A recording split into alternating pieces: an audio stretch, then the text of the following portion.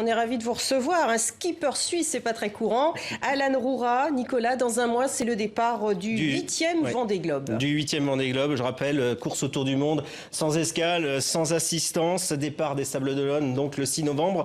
Alan Roura, vous avez 23 ans, vous êtes le plus jeune du plateau à partir là, le 6 novembre prochain. Pourquoi partir si jeune et qu'est-ce que ça représente le Vendée Globe ? Alors, pour un garçon comme vous. Le Vendée Globe, avant tout, c'est l'ivresse des mers, hein, c'est comme ça qu'on l'appelle.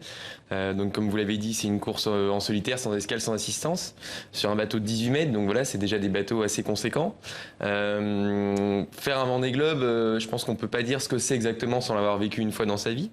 Donc, alors, qu'est-ce que ça représente pour un jeune comme vous ? Je pense qu'il n'y a pas de mots pour décrire ce que ça représente. L'Everest, et puis c'est.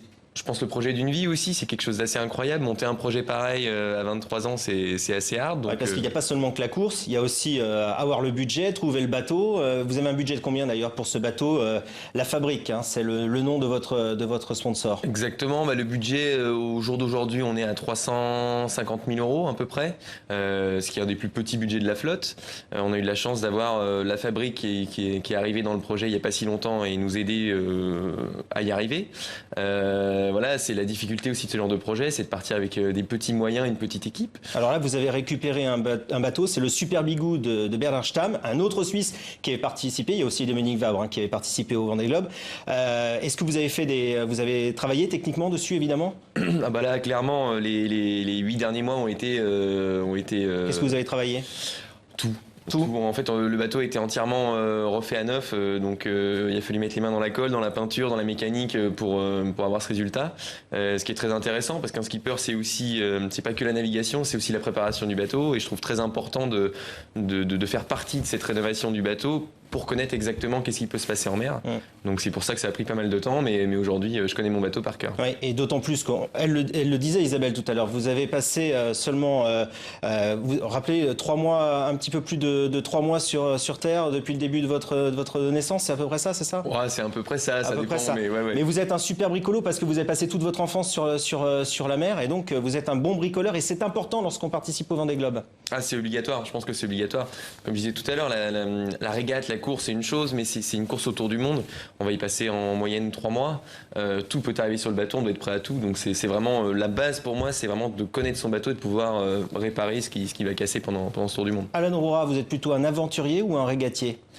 Parce qu'il faut presque être les deux. Exactement, exactement. Je suis plus aventurier, ça c'est sûr. À côté de ça, si on part sur un Vendée Globe, c'est qu'on est aussi un petit peu régatier. Un peu fou. Un peu fou. On est sur une course, longue. Il y a différentes générations de bateaux.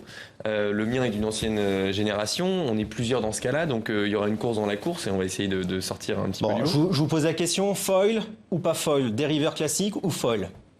Classique. Classique. Ouais, parce qu'on perd. Finalement, c'est de la haute technologie. C'est presque plus de la navigation pure et dure comme d'autres en ont vécu, les Tabarly et consorts. Pour le coup, Tabarly, c'est lui qui a lancé les foils à l'époque, donc c'est intéressant de voir aujourd'hui l'évolution, surtout sur un monocoque. Hein, c'est tout nouveau. Après, voilà, on verra ce que ça donne. Aujourd'hui, on rappelle ce que sont les foils. Hein, ce sont des impendices qui permettent au bateau de se surélever au-dessus de la mer. C'est à peu près cela ? Exactement. Alors, on dit que les dériveurs classiques vont être plus rapides sur la descente de l'Atlantique et que ça va être plus rapide pour ceux qui seront les foilers dans les mers du Sud ? Moi, je pense plus l'inverse, parce que dans le Grand Sud, on va avoir des vents plutôt portants, donc des bateaux qui vont devoir descendre beaucoup. Le foil, c'est un bateau qui va marcher plus avec du vent de travers, donc on verra ce que ça donne. Voilà, ça va être sur la distance, sur le temps, où on verra l'évolution de ces bateaux. Je parlais de Bernard Stamm tout à l'heure, qui vous avez récupéré son bateau. Est-ce que Bernard vous a parlé un petit peu de son expérience, lui, du Vendée Globe ? Est-ce qu'il vous a donné des conseils et lesquels ? Alors oui, Bernard est très occupé en ce moment puisqu'il prépare un tour du monde avec IDEC, pardon. Donc on essaie de se voir dès qu'on peut. Maintenant, c'est vrai que ces conseils c'est du vécu, donc c'est toujours très bon à entendre. Alors quel conseil vous a-t-il donné ? Le premier, c'est pas forcément un conseil, c'est une mise en garde déjà, parce que c'est vrai qu'en début d'année, je suis arrivé tout jeune, tout fou, avec un bateau, je vais faire le Vendée Globe, c'est génial, etc. Et ça a été direct, Alan, c'est très bien, tu as un bateau, tu as peut-être un petit peu d'argent, mais le Vendée Globe, la course, elle commence dès aujourd'hui. Il y a une qualification, une mise à la jauge du bateau, c'est un vieux bateau. Fais attention, tu n'y es pas encore. Et c'est vrai que ça m'a un petit peu calmé, et aujourd'hui, je le remercie, parce que c'est vrai que j'ai pris un peu de recul en me disant je vais quand même l'écouter et voir ce que ça donne. Et c'est vrai que voilà, faire un Vendée Globe c'est une chose, mais tout ce qui est en amont du Vendée Globe, c'est là le Vendée Globe, le vrai Vendée Globe. C'est pas forcément ce qui se passe en mer. Ça, c'est la cerise sur le gâteau, quoi. Alors, la fabrique rejoint les Sables d'Olonne quand exactement? Il nous reste 40 secondes.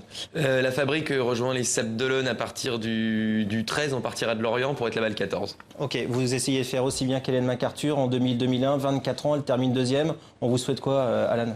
De terminer, je pense que c'est déjà la base. Et puis, Hélène MacArthur, voilà, c'est une légende des mers.